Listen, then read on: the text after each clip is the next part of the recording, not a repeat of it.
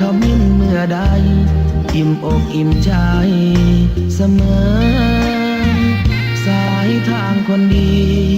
ใจน้อมอธิษฐานบารมีสิ่งดีที่ได้พบเจอเห็นชายผ้าเหลืองทุกวันฝันเพ้ออยากบวชจริงละเมอเข้าวัดบ้านคงเป็นบุญที่เคยเป็นทุนสร้างมารักผ้าเหลืองดังว่าปรารถนายึดมั่นอยากบวชทุกทีผ้าเหลืองผืนนี้ผูกพันอยู่ในใจทุกวันใฝ่ฝันถึงผ้าเหลืองกายวาจาใจสัญญาว่าไม่เสื่อมคลายหัวใจมุ่งหมายเนืองไม่มีอะไรมากันให้คุณคืนศรัทธาผ้าเหลืองบวชเป็นเรื่องใหญ่เราวันรอคอยเข้าโบสถ์ได้บวชเสียทีเป็นคนสุขเต็มที่ตามรอยความดีพระพุทธเจ้าไม่ลืมบุญคุณพ่อแม่การุณเลี้ยงเราผ้าเหลืองห่มกายคลายเศร้า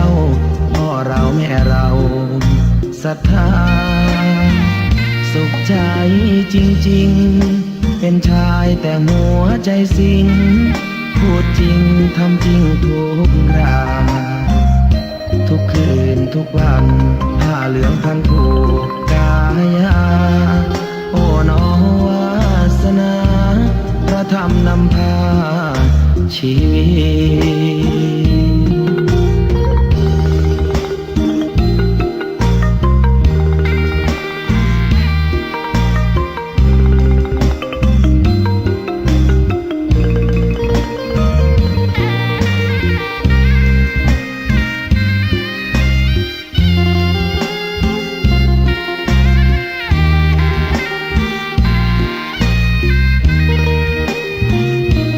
วันรอคอยเข้าโบสถ์ได้บวชเสียทีเป็นคนสุขเต็มที่ตามรอยความดีพระพุทธเจ้าไม่ลืมบุญคุณพ่อแม่การุณเลี้ยงเราผ้าเหลืองห่มกายคลายเศร้าพ่อเราแม่เราศรัทธาสุขใจจริงๆเป็นชายแต่หัวใจสิงพูดจริงทำจริงทุกราทุกคืนทุกวันผ้าเหลืองพันผูกกายาโอ้น้อวาสนาพระธรรมนำพาชีวิต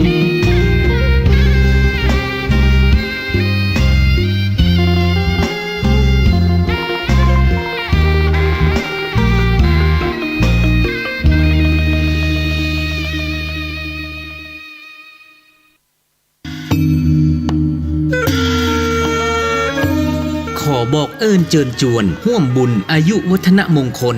56ปีของพระมหาประสิทธิ์ธรรมาภินันโทเจ้าอาวาสวัดช้างคำอำเภอป่าซางจังหวัดลำพูนงานธรรมสัญจรบวรเคลื่อนที่ประชาสุขสันต์ภายใต้โครงการหมู่บ้านรักษาศีล5ของคณะสงฆ์หน่วยอบรมประชาชนประจำตำบลมะกอกปีพุทธศักราช2563ณวัดช้างคำในวันจันทร์ที่31สิงหาคมพุทธศักราช2563ดังมีกำหนดการดังต่อไปนี้เวลา 9:39 นาทีพิธีเจริญพระพุทธมนต์สืบชะตาเวลา 12:30 นาทีพิธีทักษิณานุปทานอุทิศแด่ท่านผู้มีพระคุณแก่วัดช้างคำและพระศาสนาและพิธีทอดผ้าป่ามหากุศล1ปันกองเวลา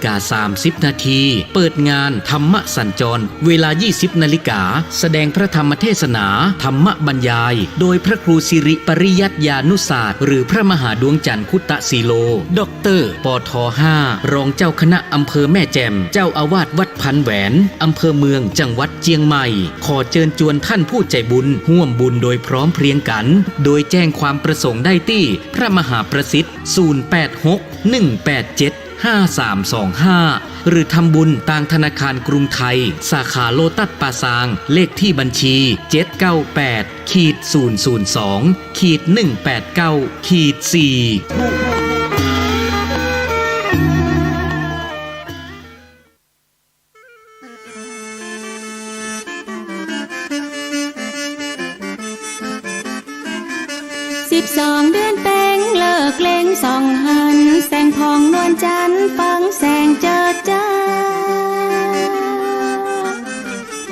เป็นวันปล่อยพีนีออกจากป่าจ้ายองหน้าลาจาท่านคุณหน้าปล่อยไปปล่อยเพจขึ้นเมื่อบ่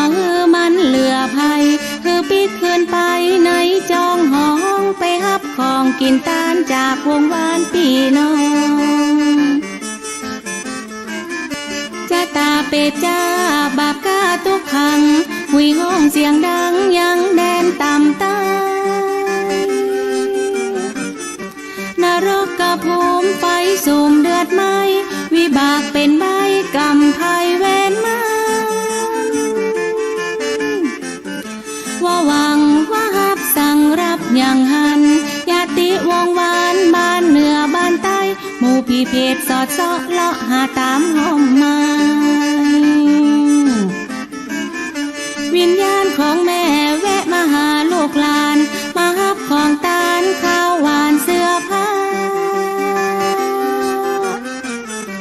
ลูกแม่อยู่ไหนจะได้มาจ้าแม่มานั่งทาตั้งแต่เจ้าก่อนงานทรมานอยากตุกพลาดลูกก็ตากงายตั้งแต่ตายวางไว้ยังบ่ได้กินข้าวบ่มีไผ่ต้านหามาเมินแต่เรายืนท่าแจงวัดอัตคัดหัวใจลูกแม่มีไหนแม่บ่ได้กินข้าวแม่เฝ้าพอหาตั้งแต่ตาเจ้าพระสงฆ์องค์เจ้าหยาดน้ำไม้ตาเข้าป่าและจิ้นทั้งสิ้นของหวานแม่ยังบ่หันของตาลสักน้อยแม่เฝ้าพอหาน้ำตาแม่ป้อยอยเพื่อนมาด้วยกันเปิ้นยังได้เข้าของได้แต่ยืนมองน้ำตาน้องใบหน้าด้วยเฮาพ่องตะคนยะลายแต่ว่าด้วยพอลูกลาฮือคาสักกันควายมายาวๆลูกเต้าบ่จำจะเลยมองยามเวลางามอย่างอีแสนเวทนามาให้หาลูกลีลูกติดธุระก็ว่าบ่สนใจเพราะบ่ห่วงอะไรดวงไทยแม่เจ้าไปส่วนเสหาสุราน้ำเหล้าเมากินปลากินข้าวเจ้าทำได้ลงคอปีในหนึ่งเตือในเมื่อมาขอลูกแป้งหน้างอบอกให้พอนะเอาไว้หันก่อนเตอะเงินบ่เยอะเตือนะมรดกต่อข้างป่าวังอับสูญลูกหลานลืมบุญคุณบ่นึกถึงคุณค่าตั้งแต่นี้ไปยาวไกลไปหน้าคือสู่นั้นกาตกต่ำเปียงดินไรเข้าของสินทรัพย์จนอับทำกินมีแต่ข้าวมนทินมีสินเต็มบ้านมีแต่ความชิบหายภายในก็กันทำให้เวว่าเกิดกลาหุนทั่วทุกตำบลในชุมชนหมู่บ้านหล่นแล่นไปมาสีสาสีด้านห้องหุยซองซานมองวานนาท่านจ่ายมพิบาลต้อย ตันมาหาจับมัดกายาส่งโลกาลมไตเพราะว่าหมดเวลาจำเป็นต้องลาปอกไว้โยมพาบ้านเจ้าขาขอเวลาก่อนบอกข้าเจ้าขอรอลูกแถมสักหน่อยยังบ่ได้กินยังสักเต้าเกิงก้อยน้ำหวานน้ำอ้อยน้ำย้อยปลายใบเก็บได้ตองมัดเมียงเปิ้นทำเฮียหล่นหายกินแก้กะหายในใจมนเศร้าน้ำตาย้อยหยดมันเหลืออดแต่เรา12 เดือนเป็นคือเล้งพอหันของหวานข้าวมันยกตาลปั่นฮือลูกเต้าเหล่าหลานปากันไปซื้ออย่าดักดานดื้อคือพ่อแม่เขารอขันข้าวขันน้ำทำตาลเตอะหนอพ่อแม่เพิ่นรอขอเฮียสักหน่อยบ่ดีลืมบุญคุณคือทำบุญเรียบร้อยโอละนอละนอเรียบร้อยโอละนอละนอเรียบร้อยโอละนอละนอเรียบร้อย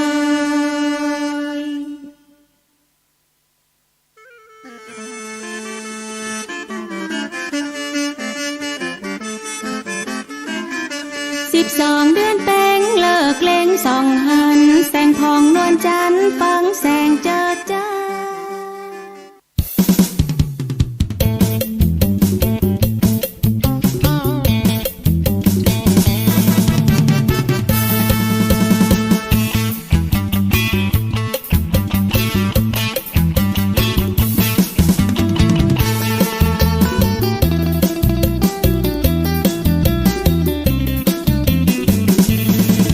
12นั่งมองส่องหันแสงทองนวลจันทร์พลันแสงเจิดจ้า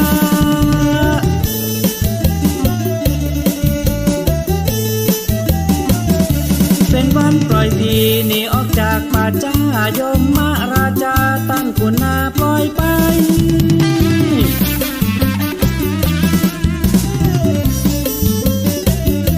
ไปเพศขึ้นเมื่อบ่ฮือมันเหลือภัยปิกขึ้นไปในจองหอห้องไปหับของกินตานจากวงวานพี่น้อง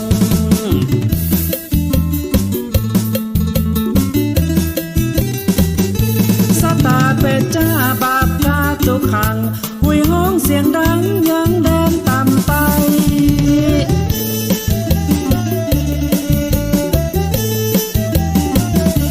นรกกับภูมิไฟสุ่มเดือดไหมวิบากเป็นไปกรรมไผเว้นมัน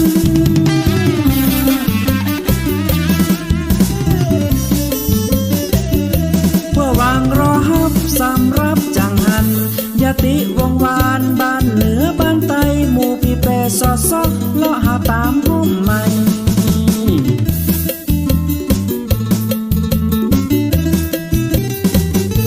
วิญญาณของแม่แวะมาหาลูกหลานวางมาฮับของตางข้าวหวานเสื้อผ้า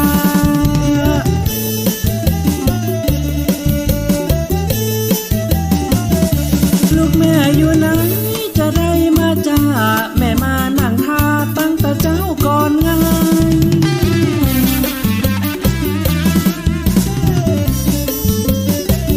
ทรมานอยากตุกพลาดลูกก็บาดง่ายตั้งแต่ตายว้ำวายยังบ่ได้กินข้าวบ่มีไผตานหาถ้ามาเมินแต่เรา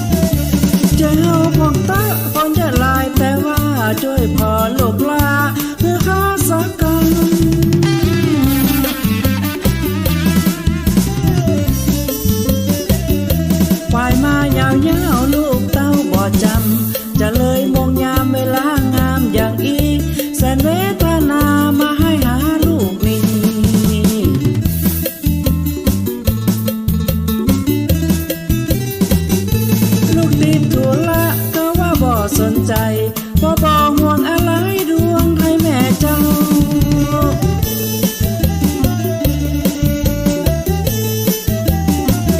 หัวจนเสหาสุราน้ำเหล้ามัวกินปลากินข้าวเจ้าทำได้ลงคอ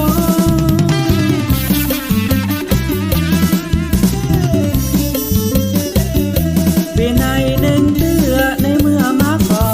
ลูกแปงหน้างอบ่ให้ปอพอนาเอาไว้หันก่อนเตอะเงินบ่เยอะเตือนา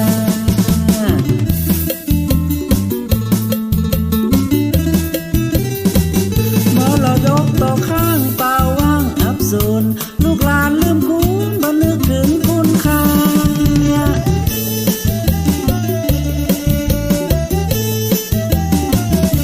ตั้งแต่นี้ไปยาวไกลไปหน้าเมื่อสู่นากาตกตามเพียงดิน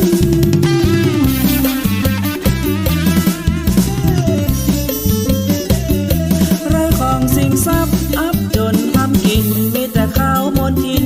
หนี้สินเต็มบ้านมีแต่ความชิบหายภายในไหนก็การ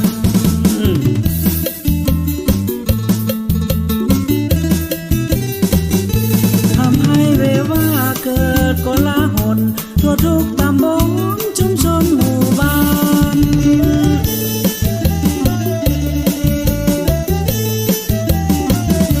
ล้นแล่นไปมาที่สาสีด้านห้วยห้องซอนซานวอนวานนานา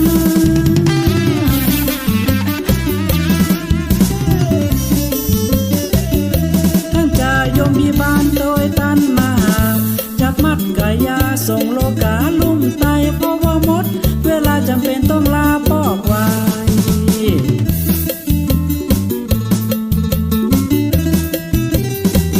ยมพ่อบ้านเจ้าขาขอเวลาก่อนบอกเขาเจ้าขอร้อลูกแถมสักหน่อย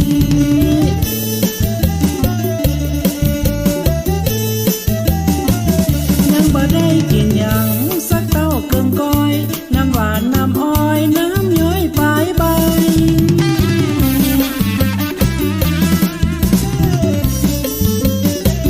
เก็บไปต้องมาเลียเปื้อนถ้าเมียหล่นหายกินแก้กระหายในใจมวนเศร้า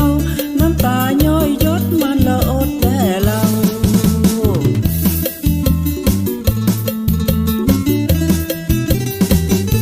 12 เดือนเป็นฮือเล็งพอหันของหวานข้าวมันยกตานปั่นฮือ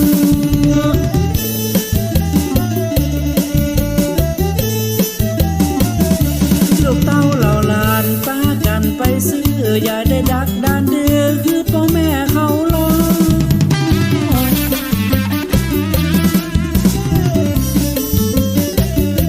ขันข้าวขันน้ำทำตาลเตอะหนอ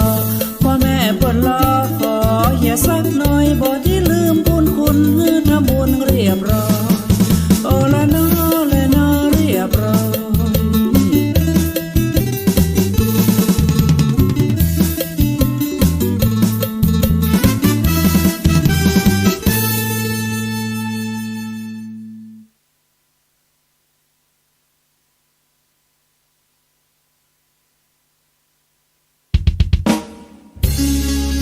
ว้าฮ่าฮ่าฮ่าฮ่าฮ่า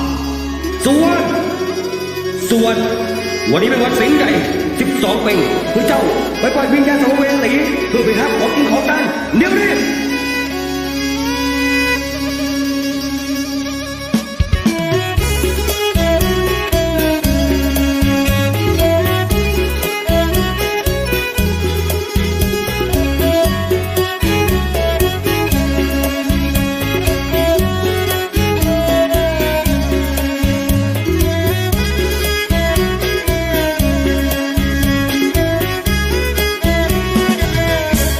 12 เดือนเป็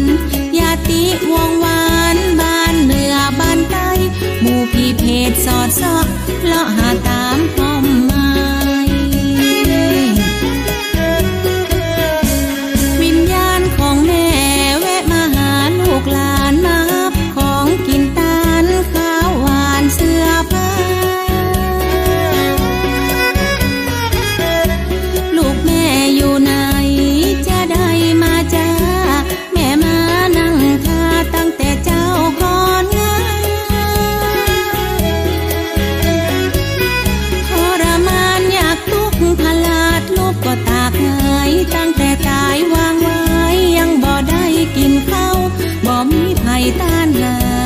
มาเหมือนแต่เรายืนท่าแจงวัดอัตคัดหัวใจลูกแม่มีไหนแม่บ่ได้กินข้าวแม่เฝ้าพอหาตั้งแต่ตาเจ้าพระทรงองค์เจ้าหยาดน้ำไม้ตาเข้าป่าและกินทั้งสิ้นของหวานแม่ยังบ่หันของตาลสักน้อยแม่เฝ้าพอหาน้ำตาแม่ป้ออยู่หมู่เพื่อนมาตัวยกันปันยังได้เข้าของได้แต่ยืนมองน้ำตาน้องใบหน้าช่วยเฮาของเตอะคนเยอะหลายแต่ว่าช่วยพอลูกหลา